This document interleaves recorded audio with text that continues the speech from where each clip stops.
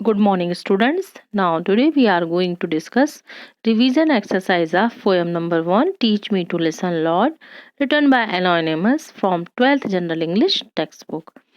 Myself, Shrimati Vaishali Dubey, upper middle teacher from Government Higher Secondary School District, Chhindwara. Students, first of all, we want to discuss blueprint of question paper subject general English. Students, आपका जो question paper है वो 3 unit में divide है। आपके maximum marks question paper में 100 marks होंगे। Time 3 horse होगा। आपकी यूनिट फर्स्ट जो है उसमें 4 लेसन्स से क्वेश्चंस आएंगे। Lesson number 1, teach me to listen lord. Lesson 2, a friend who came from the sky. Lesson 3, father's letter. Lesson 4, wonderful world. Students, आपके क्वेश्चन पेपर 3 हिस्सों में डिवाइड किए गए हैं, objective, subjective and analytical. Objective, subjective and analytical means आपके जो 1 marks के 10 questions objective pattern से आएंगे। सब्जेक्टिव क्वेश्चन में आपको 3 मार्क्स के 3 क्वेश्चंस होंगे और एनालिटिकल बेस्ड क्वेश्चंस आपके 4 मार्क्स के 3 क्वेश्चंस के होंगे। स्टूडेंट्स, आपके जो objective, subjective and analytical based questions होंगे ये आपके इन्हीं लेसन्स में जो ग्रामर सेक्शन है, इन्हीं लेसन्स की टेक्स्ट बुक या वर्कबुक से जो क्वेश्चन आंसर्स हैं और इन्हीं में जो आपकी राइटिंग सेक्शन बुक के पीछे दी गई होगी। For example unseen passage, note making, advertisement, notice writing, इनसे रिलेटेड क्वेश्चंस होंगे। Do you understand? एक बार मैं आपको फिर से बता रही हूँ कि आपकी जो ये यूनिट फर्स्ट है इसमें 4 लेसन्स आपको लिखे हुए हैं। ये लेसन 1, 2, 3 एंड 4। इन लेसन्स से आपको objective, subjective and analytical based questions पूछे जाएंगे और आपके ऑब्जेक्टिव, सब्जेक्टिव और एनालिटिकल बेस्ड क्वेश्चंस जो होंगे वे grammar, text book plus workbook से related question answer plus writing section में क्वेश्चन हो सकते हैं जो इन्हीं लेसन्स में आपको दिए हुए होंगे टेक्स्ट बुक या वर्कबुक में। और इनका मार्क्स डिस्ट्रीब्यूशन हमने आपको पहले ही बता चुके हैं। टोटल इस यूनिट में आपको 31 मार्क्स के क्वेश्चंस आएंगे। सिमिलरली यूनिट 2 जो होगी उसमें lesson 7 in the country, lesson 8 ends and means, lesson 10 the hill top temple, lesson 11 the rightful inheritors of the earth. ये 4 लेसन इसमें फिर आपको इंक्लूड किए गए हैं। इसमें भी objective, subjective and analytical based questions पूछे जाएंगे जो आपके ग्रामर सेक्शन से पार्ट के पीछे के question answers and writing section में पैराग्राफ राइटिंग, रिपोर्ट राइटिंग। जो लेसन नंबर 7, 8, 10 और 11 पे फॉर्मल और इनफॉर्मल लेटर्स लिखे हुए हैं आपकी टेक्स्ट बुक और वर्कबुक में आप देखिएगा वे हो सकते हैं। सिमिलरली आपके tenses, auxiliary verbs, conjunctions and articles इसमें पूछे जाएंगे। वॉइस भी इसमें पूछा जाएगा। आपके मार्क्स के डिस्ट्रीब्यूशन की बात करें तो ऑब्जेक्टिव क्वेश्चंस 10 आएंगे यहाँ पर। सब्जेक्टिव टाइप के क्वेश्चंस आपको 3 क्वेश्चंस पूछे जा सकते हैं जो 3 मार्क्स के होंगे। सिमिलरली 4 मार्क्स के भी आपको 3 क्वेश्चंस आएंगे। इस प्रकार टोटल 31 मार्क्स का यह आपका यूनिट 2 का सेक्शन होगा। यूनिट 3, आपकी यूनिट 3 जो है उसमें lesson number 12 the value of man, lesson 13 forest and river, lesson 15 the eyes are not here, lesson 16 the English language.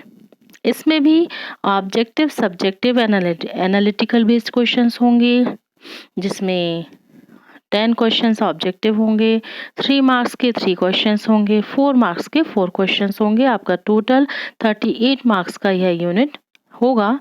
इसमें आपको सिंपल, कंपाउंड, कॉम्प्लेक्स सेंटेंसेस से related grammatical based question, similarly आपके lessons के question answers जो text book और workbook में है वे, and analytical based questions जो है लेसन नंबर 12, 13, 15 और 16 में formal letter, email writing, speech और आर्टिकल राइटिंग जो भी आपकी टेक्स्ट बुक वर्कबुक में दी हुई हैं उनसे रिलेटेड क्वेश्चंस होंगे।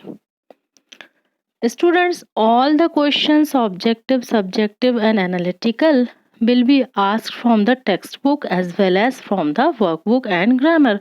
ये बात हम आपको शुरू से ही समझा रहे हैं कि आपके सारे जो क्वेश्चंस होंगे ऑब्जेक्टिव, सब्जेक्टिव एंड एनालिटिकल, ये आपकी टेक्स्ट बुक के साथ साथ वर्कबुक से और ग्रामर से पूछे जाएंगे। फिर से ऑब्जेक्टिव में multiple choice questions, true false, fill in the blanks, match the column, 1 marks questions, 3 marks questions and 4 marks questions आपको हमने बता ही चुके हैं कि इस तरीके से क्वेश्चंस आएंगे और इनका जो डिस्ट्रीब्यूशन है ऑब्जेक्टिव, सब्जेक्टिव और एनालिटिकल टाइप क्वेश्चंस में किया गया है। चलिए हम पोएम फर्स्ट की मेन पॉइंट देखते हैं। आपकी पोएम नंबर फर्स्ट है teach me to listen lord. यहाँ पर ईश्वर से कवि प्रार्थना कर रहे हैं, हे ईश्वर मुझे सुनना सिखाइए। First point, the poem a prayer to God ask him to make us good listeners. यहाँ पर कवि प्रार्थना करते हैं ईश्वर से कि अपने आप को एक अच्छा श्रोता बनने की। अ good person is a good listener, एक अच्छा व्यक्ति एक अच्छा श्रोता होता है। The persons closely related to us want our attention and recognition. We should listen to them. व्यक्ति जो बहुत पास होते हैं, अपना अटेंशन यानी हमारा ध्यान और अपनी पहचान चाहते हैं, हमें उन्हें जरूर सुनना चाहिए। We should listen to the voices of oppressed, the sufferers and the downtrodden. We should reach them to help. हमें ऑप्रेस्ड मीन्स पीड़ित, सफर्स यानी जो प्रभावित हैं वे, डाउन ट्रोडन यानी जो पददलित हैं उन्हें उनको सुनना चाहिए और उन तक पहुंचना चाहिए और उनकी मदद करनी चाहिए। Then we should listen to and trust our inner voice. और बाद में पोएट कह रहे हैं कि फिर हमें अपने आप को भी सुनना चाहिए और उस पर विश्वास करना चाहिए, अपनी इनर वॉइस यानी अंतरात्मा की आवाज पर। Finally, the poet asks us to listen to God's voice, which guides us everywhere and all time. आखिरी में कवि कहते हैं कि हम ईश्वर की आवाज को सुने और जो हमें गाइड करती है हर जगह और हर समय। मल्टीपल चॉइस क्वेश्चन देखेंगे, चूज द करेक्ट ऑप्शन। यहाँ पर फर्स्ट क्वेश्चन है according to the poet the persons nearest to him. कवि के अनुसार व्यक्ति उनके जो पास हैं, members of his family, friends, coworkers, all of them. Answer होगा ऑल ऑफ देम, ये सभी लोग जो हैं वो कब पास में हैं। The poet has not mention people as far from. कवि ने उन्हें नहीं मेंशन किया है उसे जो दूर है। Hopeless, downtrodden, forgotten, anguished. इसमें होपलेस, फॉरगॉटन एंड एंग्विस्ड ये तीनों प्रकार के लोगों का वर्णन किया गया था। डाउन ट्रोडन पददलित, जो दूर हैं पददलित लोग, उनका वर्णन नहीं किया गया था। इसमें करेक्ट आंसर होगा down trodden. Conscience in the inner voice that warns us against. Conscience यानी होता है आत्मचेतना, ये अंदर की आवाज होती है जो हमें आगाह करती है। Helping the poor, worshipping the god and exploitation. D, a sinful deed. Correct answer इसमें डी होगा। सिंफुल मतलब होता है पापयुक्त कर्म के लिए, नहीं करने के लिए आगाह करती है। The poet wants us to reach to the dash and listen to their plea. Oppressed people. कवि यहाँ पर वहाँ पहुँचने की बात कर रहे हैं, उन तक पहुँचने की बात कर रहे हैं जो पीड़ित हैं, पीड़ित व्यक्तियों तक, है ना, और उनकी तकलीफों को सुनने की बात कर रहे हैं या उनकी करुण याचना, प्लिया यानी होता है करुण याचना, सुनने की बात कर रहे हैं। Next question, the poet wants us to listen to our own voice, our friend's advice, God's voice, all of them. Correct answer इसमें डी होगा। कवि चाहते हैं सभी की आवाज सुनना। Next question, fill in the blanks using the correct words. यहाँ पर खाली स्थान भरना है। This poem is in the form of a prayer. यह कविता है एक प्रार्थना के फॉर्म में। The poet want us to be a good listener. कवि चाहते हैं एक अच्छा श्रोता बनना। Listening is a skill which is acquired through dedication and practice. सुनना एक कला है जिसके लिए डेडिकेशन और प्रैक्टिस की जरूरत है। अवर कंसाइंस, यहाँ पर जो शब्द आएगा आत्मचेतना। Distinguishes between what is right and what is wrong, अंतर पैदा करती है क्या सही है और क्या गलत। We should hear the voices which may not within yes hot, हमें सावधान रहना चाहिए उस आवाज से जो हमारे अंदर से नहीं आती, श्रवण सीमा में नहीं आती, ये मीनिंग है इसका। Who is the speaker in the poem? The poet. Correct answer इसमें होगा, इसके स्पीकर यानी वक्ता कौन है? कवि। The poet. whom does the poet address his prayer to? कवि किसे इस पोयम को एड्रेस कर रहे हैं, किसे संबोधित कर रहे हैं? टू गॉड, ईश्वर को। What does the poet want to be taught to speak or to listen? कवि क्या चाहते हैं, क्या सिखाना चाहते हैं, बोलना या सुनना? Correct answer to listen. Whom does the poet wish to trust? कवि किस पर विश्वास करने की बात कर रहे हैं? The voice inside, आवाज जो अंदर से आए।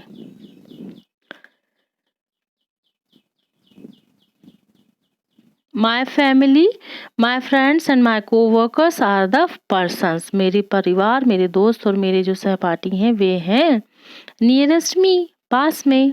The poet wants to listen to the cry of the anguished. कभी चाहते हैं आवाज, चीख या पुकार सुनना उनकी जो क्या है?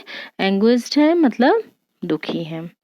Trust in the inner voice will help us to be less afraid. अंदर की आवाज हमें कम भय में होने में मदद करती है। The poet wants to listen to the voice of god in noise and in silence. कवि चाहते हैं ईश्वर की आवाज में सुने, कोलाहल में, एंड साइलेंस यानी शांति में। राइट ट्रू और फॉल्स अगेंस्ट द सेंटेंसेस, यहाँ पर सत्य असत्य बताना है। There is no difference at all in the words here and listen. इन दोनों शब्दों में कोई डिफरेंस नहीं है, सुनने और सुनने में, हियर लिसन में, लेकिन ये स्टेटमेंट गलत है। अंतर है, हम लास्ट क्वेश्चन में इसमें जानेंगे क्या अंतर है। A good person is one who is good listener, बिल्कुल सही, अच्छा व्यक्ति अच्छा श्रोता होता है। We should listen to those who are nearest at last, हमें उन्हें सुनना चाहिए जो हमारे सिर्फ पास हैं। फॉल्स, अकॉर्डिंग टू पोयम ये स्टेटमेंट फॉल्स है। We should help the downtrodden people, yes, हमें पद दलितों की मदद करनी चाहिए, ये करेक्ट सेंटेंस हुआ, ट्रू। मैच द फॉलोइंग, इसमें सही जोड़ी मिलाना है। लिसन, हियर, सुनना। कॉन्शियस, अवेयर, जागरूक। फॉरगेटन, नेग्लेक्टेड, भूले जा चुके या जिन्हें याद नहीं किया गया। बिलीव, विश्वास, ट्रस्ट यानी विश्वास होता है। अनसर्टेनिटी एंड डाउट, अनिश्चितता या संदेह। Important extract from the poem. Read the extract carefully and answer the question that follows. Teach me to listen, Lord, to those nearest me. My family, my friends, my co-workers help me to be aware that no matter what words I hear, the message is accept the person I am, listen to me. हे प्रभु मुझे सुनना सिखा दीजिए, उन्हें जो मेरे समीपतम है, मेरे परिजन, मेरे मित्र, मेरे सहकर्मी, जागरूक रहने में मेरी सहायता कीजिए। हम क्या हैं, क्या सुनते हैं यह महत्वपूर्ण नहीं है। No matter what words I hear का मतलब हम क्या सुनते हैं यह महत्वपूर्ण नहीं। द मैसेज इज मीन्स संदेश है, मैं जैसा भी हूँ, जो भी हूँ मुझे स्वीकार करो। अब ये इसके क्वेश्चन कैसे आ सकते हैं एग्जाम में देखेंगे। From whom is what Lord used, Lord word किसके लिए प्रयोग किया गया है? गॉड, ईश्वर के लिए। whom does the poet want to listen first, कभी किसे सुनने की बात सबसे पहले कह रहे हैं? the poet wants to listen first family, friends and co-workers। जो कवि हैं वे सबसे पहले परिजन, मित्रों और सहकर्मी को सुनने की बात कर रहे हैं। What is the message, संदेश क्या है? Accept the person I am, listen to me, means मैं जैसा भी हूँ, जो भी हूँ, मुझे स्वीकार कीजिए। That is submission to God. Next इसमें teach me to listen Lord, हमने दूसरा एक्सट्रैक्ट यहाँ पर लिया है। मुझे सुनना सिखा दीजिए मेरे प्रभु।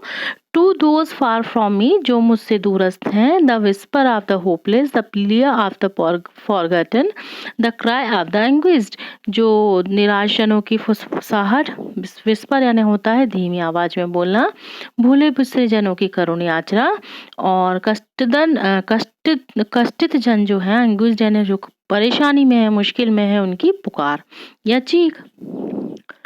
अब इसमें क्वेश्चंस देखते हैं। Who says teach me to listen lord, किसने कहा? The poet. ईश्वर ने कवि कह रहे हैं मुझे सुनना सिखाइए। whom does the poet want to listen to in these lines? कवि किनको सुनने की बात कर रहे हैं? The poet wants to listen to those far from him, जो उनसे दूर हैं उनको सुनने की बात कर रहे हैं। Who are the people far from us?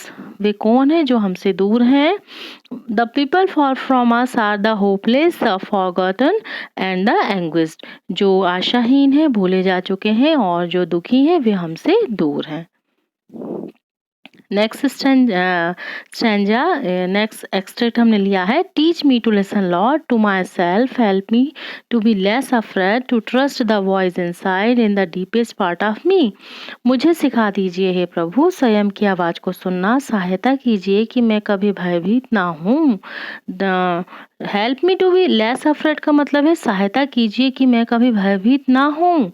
To trust the voice inside मतलब मेरी गहन अंतरात्मा की आवाज पर क्या कर सकूं? विश्वास कर सकूं। ट्रस्ट यानी विश्वास करना। डीपेस्ट पार्ट ऑफ मी मतलब अंदर से आने वाली, गहराई से आने वाली आवाज। क्वेश्चन देखेंगे। Whom does the poet wish to listen? कवि किसको सुनने की इच्छा कर रहे हैं? To himself, स्वयं को। Whom does the poet want to trust? कवि किस पर विश्वास करने की बात कर रहे हैं? The poet wants to trust his inner voice. कवि अपने अंदर की आवाज पर विश्वास करने की बात कर रहे हैं। Find the word which means believe. Believe शब्द का वर्ड हमको इसमें फाइंड करना है पोयम में। TRUST, ट्रस्ट, इसका मीनिंग भी होता है विश्वास या believe. Next stanza.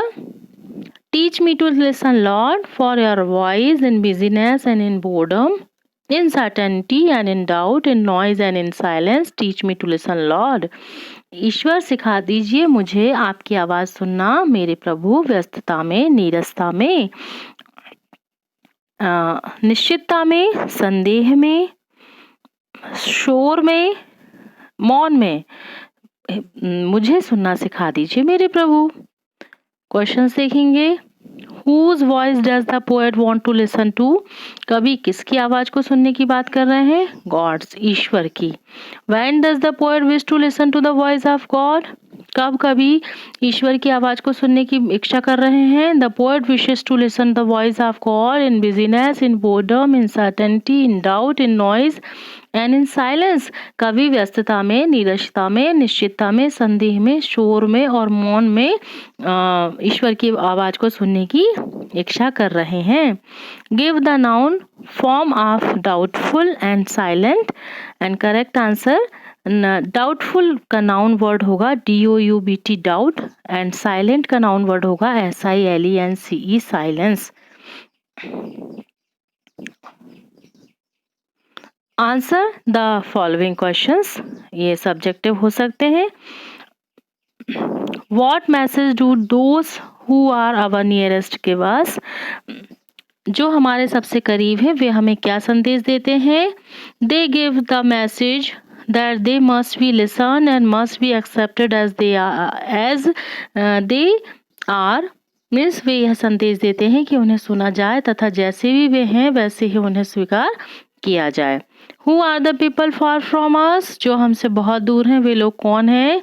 These are people who have no ray of hope in their life, who are forgotten by society and who are suffering a great deal. वे लोग ऐसे हैं जिनके जीवन में कोई आशा की किरण शेष नहीं बची है, जिन्हें समाज भूल चुका है तथा जो अत्यधिक दुख भोग रहे हैं। Next question, whom does the poet wish to trust? कवि किस पर विश्वास करने को कहता है? The poet wants to trust our inner voice. कवि हमें अंतरात्मा की आवाज पर विश्वास करने को कहते हैं।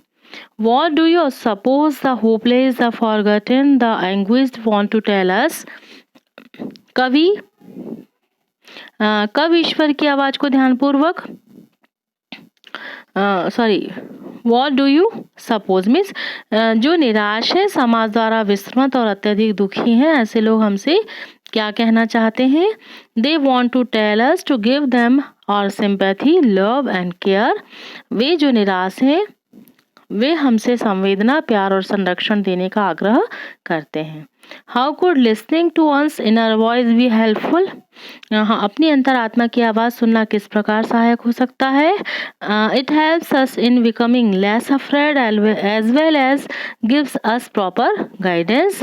यह हमें कभी कम भयभीत होने में मदद करता है और हमारा सही मार्गदर्शन करता है। 6th question, when does the poet wish to listen to the voice of God? कवि कब ईश्वर की आवाज को सुनना चाहते हैं? The poet wishes to listen the voice of God in busyness, in boredom, in certainty, in doubt, in noise and in silence. कवि ईश्वर की आवाज व्यस्तता में, नीरसता में, निश्चितता में, अनिश्चितता में, कोलाहल में और स्तब्धता में सुनना चाहते हैं। What other does the poet wish to listen to the voices? Do you find any significance in that? Means कवि आवाजों को किस क्रम में सुनना चाहते हैं? क्या इसमें कोई अभिप्राय प्रतीत होता है? The poet wishes to listen the voices in the following order: of the nearest ones, that is closely related to us; of the downtrodden, that is not closely related to us; of one's own soul and of God. Means कवि पहले सगे संबंधियों की, पीड़ित दलितों की, अपनी अंतरात्मा की और फिर बाद में ईश्वर की आवाज को सुनने का आग्रह करते हैं। और इसके पीछे रीजन ये दिया गया है, the significance is that it is formed for to near and from the outer to the inner most, means दूर से समीपता की ओर, बहिर्गत से अंतर्गत की ओर ये दूरी इसमें बताई गई है। एनालिटिकल क्वेश्चंस आपके देखना है।